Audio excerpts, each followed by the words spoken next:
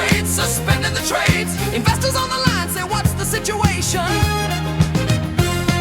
Markets doing disco with a nervous vibration. Memo in the inbox, dancing through the halls, saying forecast failures got us bouncing off the walls. But the beat goes on in the Ubisoft tower, crunching all the numbers with a late night power. Hold steady, hold ready, don't panic or sway. We'll get the figures right someday.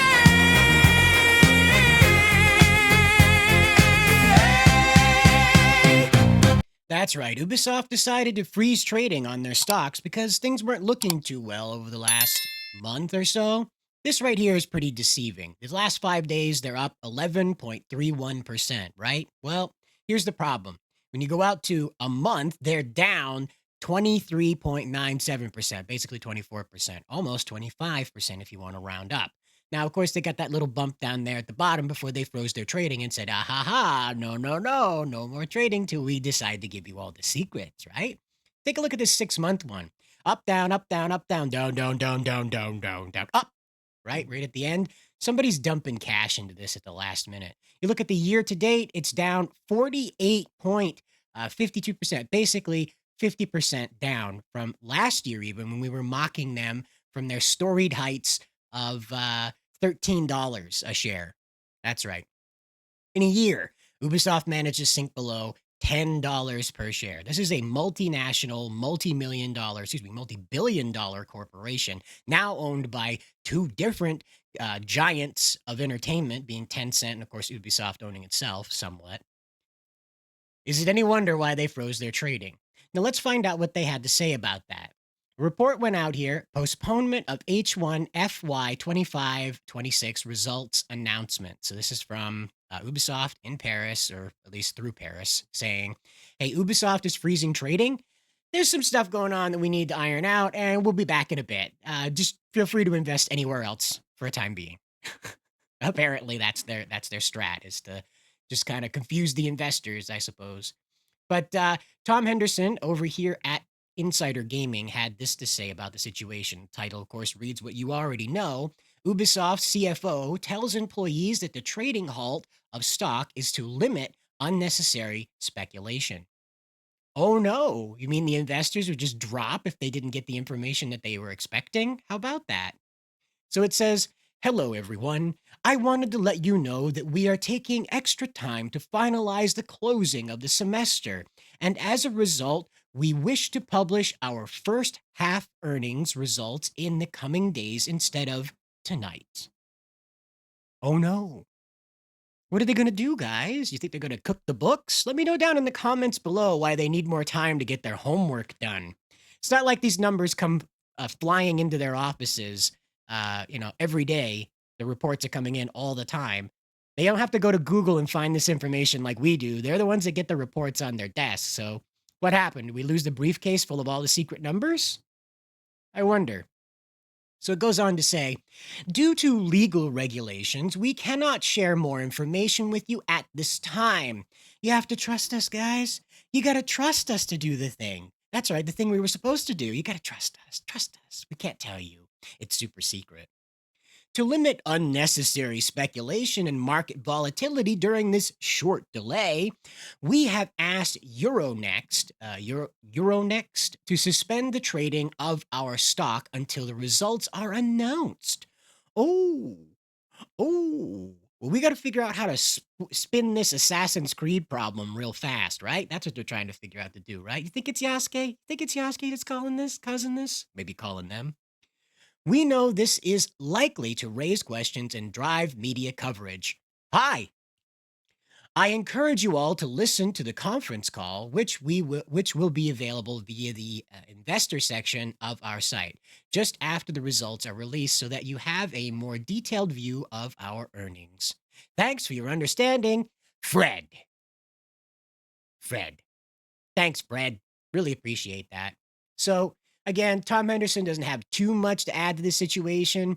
Just that Euronext announcement that came out here. It says Ubisoft has requested Euronext to halt trading of its shares and its bonds from the market opening on November 14th. That's today, until the publication of its first half 25-26 results in the coming days. So Ubisoft is not clarifying anything at the moment. They are more than happy to simply say, wait until we showed you. Wait until we let you know what's inside of it. Sort of like, remember when Nancy Pelosi said, we have to pass it so we can find out what's in the bill? You remember that? So exciting, right? And I'm sure the investors like AJ Investments that were raising hell with Ubisoft earlier this year are definitely going to be down for more delays, especially around money making issues. So in all, guys, you have to ask yourself, is Ubisoft doing this to save themselves, or is Ubisoft doing this to finally end things so they can move over to Vantage and put all of their effort over there? Is this directly driving into the iceberg of financial disaster, or have they managed to just let that sneak up on them with all of their weird little boot camp training stuff that they've done? I'll put a link to that video here at the end of this one so you can go all the way back in time and find our coverage of what happened at the Ubisoft boot camps where they're training these kids for DEI compliance, if they like it or not. Now, you would think that would be the worst of the news, right? That Ubisoft had to freeze trading on their own stocks, but it gets worse. Apparently, Yves Guillemot thought it would be a great idea to show his investors and team a video explaining just what went wrong with Assassin's Creed Shadows and how they planned to fix that. Now, this is a bunch of information that explains where that came from. This is Game Files Stephen Tutilio, who was able to get into this meeting where Yves Guillemot was showing off this video. Okay, and now this video is sort of what to do when confronted with trouble situation, and it remarks on how Ubisoft turned their own fans against each other to fight over Assassin's Creed Shadows. So here we go. Described by the reporter, this is Stephen Titilio saying, Titillo, sorry, saying it was dramatic and remarkable 184-second professionally narrated feature recapping the Shadow situation from Ubisoft's perspective. The full audio of which is available, but currently only playing the Game File supporters. So if you want to go to the Game File website and become a member, you can watch it there. Here you go. The video begins with a question. What happens when a legacy franchise reveals one of its most anticipated experiences only to become the game everyone loves to hate? We had to stop focusing on those who hated us, and we had to start firing up our allies. Which means the corporation went through, reached out to fans who they thought would support them, and then bolster them up to gaslight the other fans into being wrong, starting a fan warfare. This is what a corporation did to try and save a brand that they own, okay? Think about that. What's a good idea, guys? Let's turn the fan base against themselves. That way they're not fighting with us, they're fighting with themselves, right? Wow. Anyway, Totillo went on to explain this. Quote, the gist of the video and the remarks from Guillemot that followed is that Ubisoft was initially thrown off by the backlash, then pivoted by delaying the game, polished it, then focused on appealing to Assassin's Creed fans who would in turn defend the game. Remember they were flying people out to play that Star Wars Outlaw game? I wonder if that was part of it too. Further, upon returning to the stage, Guillemot reportedly offered his own personal recollection of the situation, telling attendees, we were initially surprised by the extent of the attacks, and we quickly realized that it was a battle with our fans to demonstrate that we are, in fact, more of a video game than a message. Really? You've been talking about all your messaging for the last 10 years, Yves. Mr. Guillemot. You've been talking about this for a very long time. You put together so many boot camps. Like I said, I was going to link to that video.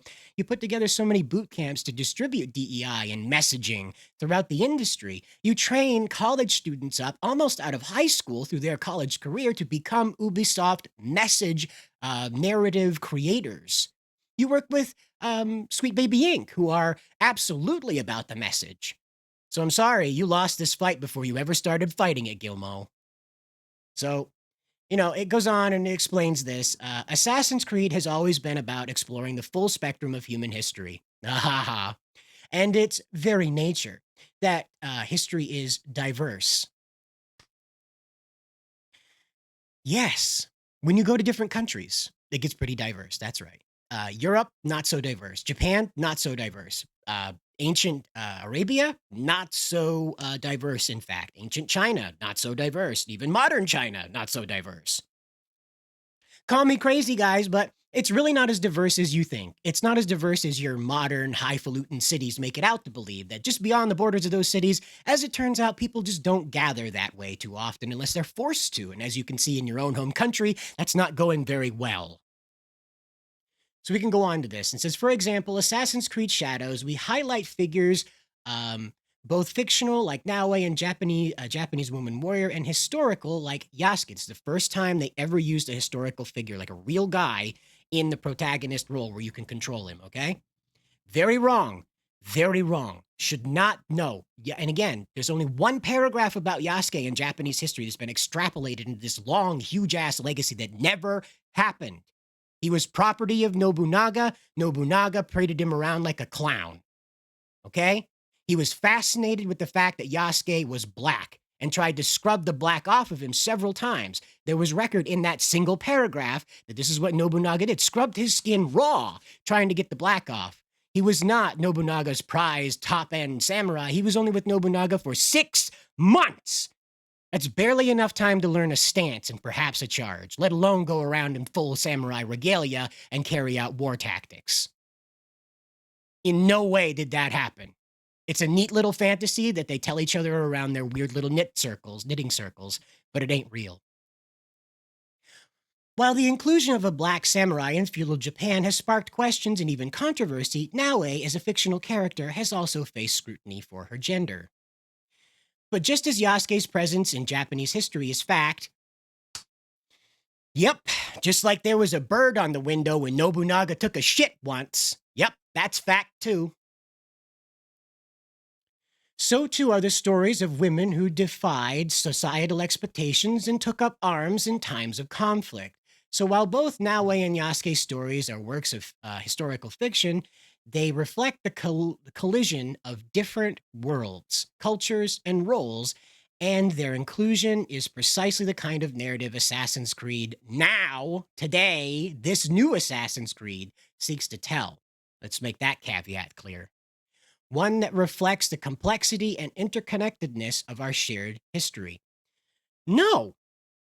As a matter of fact, no. No, no, no. Okay? Have your historical fiction, but don't spit on history. Don't tell people that Nobunaga, the man that united Japan, was like glorifying this random black slave. Okay? The whole story of Yasuke in your game is absolutely horrendous, stupid, contrived, and completely constructed to validate a victim complex that plagues the West and the West alone. You did nothing to understand Japan whatsoever. And all you did was puff yourselves up about how virtuous you are, how down you are with the Marxist idea that people don't have real identities relating to their heritage or legacy. They're just numbers, right, Yves? Numbers. You can hire them, fire them, doesn't matter where they come from or where they're going. They just can't stay here. Right, buddy? Right? Anyway, you'll have to let me know what you think down in the comments below. I'm bordering into the point where I'm starting to yell into the microphone, so it's time to go, okay? As always, guys, good luck out there.